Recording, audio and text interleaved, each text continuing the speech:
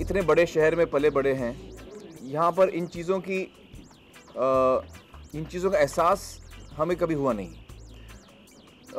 और इस जो हम पिछले 3 दिनों में जो मेरी बातचीत हुई है कनौजिया साहब से, अमित खत्री साहब से, मुझे एक बहुत बड़ी सीख मिली है। वो सीख मुझे ये मिली है कि हमें पता नहीं होता कि किसी और के दिल में क्या बात किसी को चुभ रही है।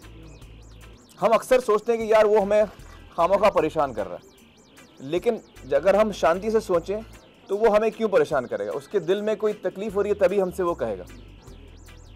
अक्सर हम इस चीज़ को भूल जाते हैं कि यार उस आदमी के दिल में ज़रूर कुछ बात चुभ रही होगी। मैं उस चीज़ को समझ नहीं रहा हूँ क्योंकि मैं शायद उस समाज से नहीं हूँ, इसलिए मुझे उस बात का एहसास नहीं है। जो चीज़ मुझे तकलीफ़ देती है वो शायद आपको तकलीफ़ नहीं देगी। मुझे फिल्म की पायरेसी में बड़ा तकलीफ़ है, शायद कनौजिया जी उस बात को नहीं समझें, लेकिन वो मुझे चुभती है वो बात। तो ये हमें एक दूसरे के जज्बात समझने की ज़रूरत है, और इससे मुझे ये बहुत बड़ी सीख मिली है। क्योंकि अगर मैंने तो कहा कि आपको क्या चाहिए, उन्होंने कहा आप टाइटल बदली, मैंने बोला मैं बदल देता हूँ। इसके बाद इन्हें कोई ज़रूरत नहीं थी मुझे कहने की कि आपको हम तकलीफ़ नहीं देना चाहते। अगर मुझे तकलीफ़ देने ही आए थे तो ये कभी नहीं कहते।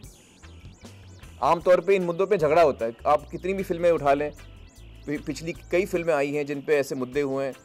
जो 2 लोग होते हैं वो अलग अलग प्रेस कॉन्फ्रेंस करते हैं, साथ में कभी नहीं करते हैं, और अलग अलग प्रेस कॉन्फ्रेंस करके एक दूसरे के खिलाफ बोलते हैं, जो उनके मन में बात है वो बोलते हैं, झगड़ा करते हैं।